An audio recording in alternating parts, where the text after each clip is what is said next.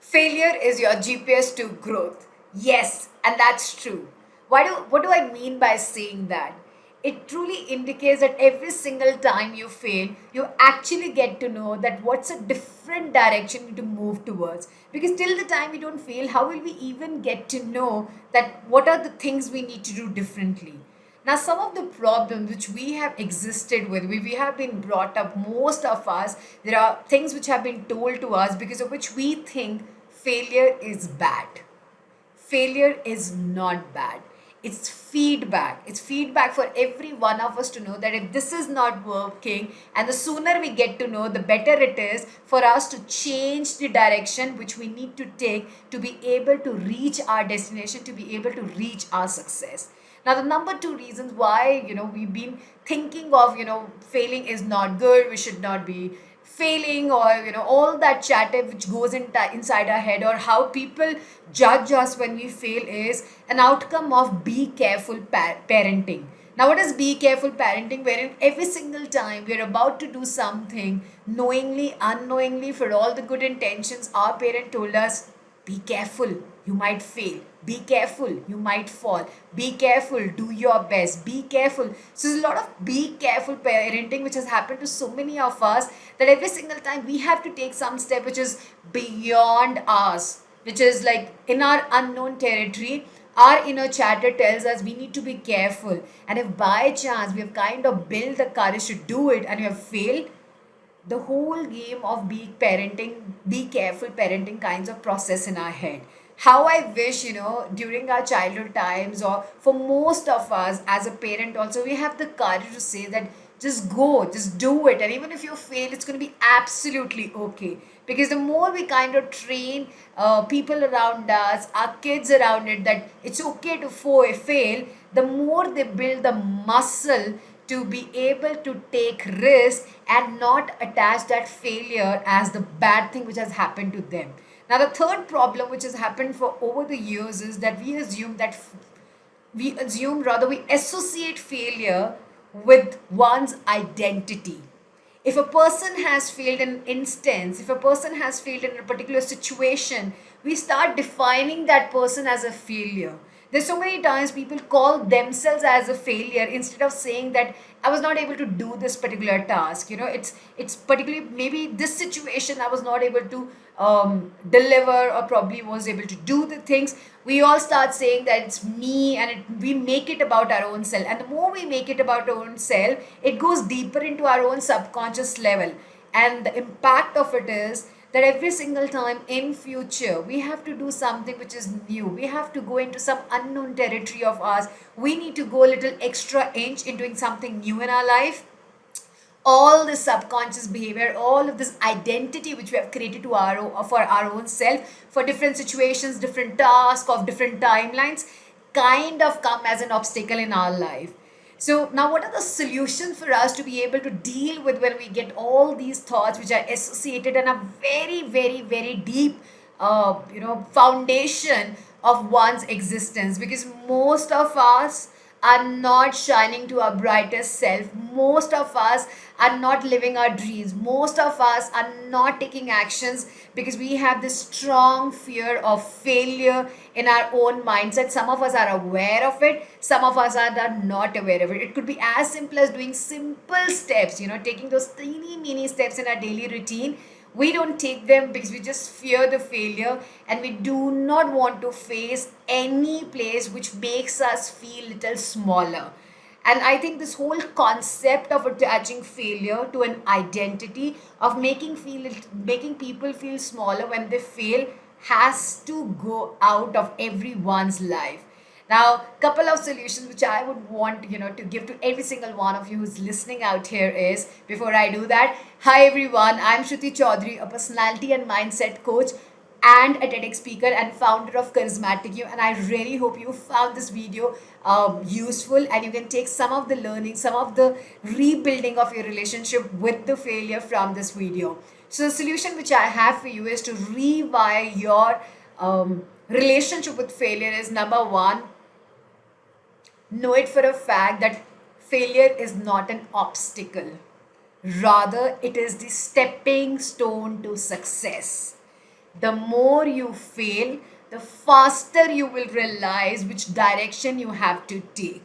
You know, the worst thing which can happen to a human being is that they keep sitting and keep thinking that they need to do this, they need to do that, and this and that only in their head, but not taking the step because of the fear of the failure. And after so many years, the same person's still at the same position. I think that's the worst thing which can happen to any human being, of wasting so many years just because not taking the courage of doing that particular task, or doing or living the desire, or following the passion they have. Now, let's remember, it's a stepping stone to success. It is not an obstacle to success. The second thing is, fail fast but fail forward. Every single time you fail, do not attach it to your identity. Do not dive deep into in terms of putting all those negativity around the fact that you have failed. Instead, know it for a fact that you just have to learn a lesson. So make sure that you fail, and you fail fast, and you fail forward. What does I mean by what do I mean by saying fail forward? That when you fail, learn the lesson. See, in life, we are either succeeding or we are learning the lesson. We are not failing. We are either learning or succeeding.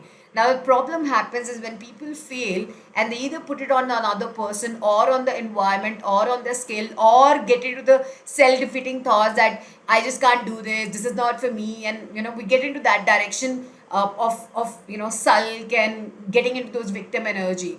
So instead of that, I would say fail fast, but also learn. The lesson you need to learn from that particular moment, so that you can take one step ahead. Because in life, it's not like we're not going to be having problems. We are going to be having problem, but what's the bigger problem? The bigger problem is if we keep on hitting the same problem again and again, because that's an indication that we are not learning our lesson. So fail fast and fail forward. The third and the most important thing which I want every single one of you to know here is, not failing is not an option.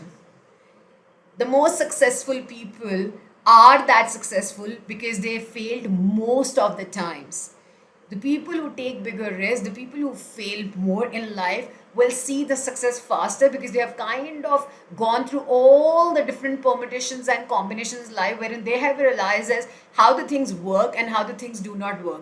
Like, one of the things which I know it for a fact for my own self, I've been a people pleaser. I've been someone who's very scared of failing at any point, wherein if I fail, I used to feel, no, I will not be able to bring myself up, I will not be able to do something. So there's so many times I've not taken an action because of these, because I didn't want to fail at all. So what was the thing was, let me just stay in whatever mediocrity of my own self. Let me be contented, let me be conformed, even though there was always a lot of restlessness inside my own self that I wanted to do it, but the fear of failure never allowed me to take an action until the last few years when I started doing it. And I know it for a fact, the number of times I have failed in the last 2 years, if I total it up in the total lifetime of mine, I have not failed so many times.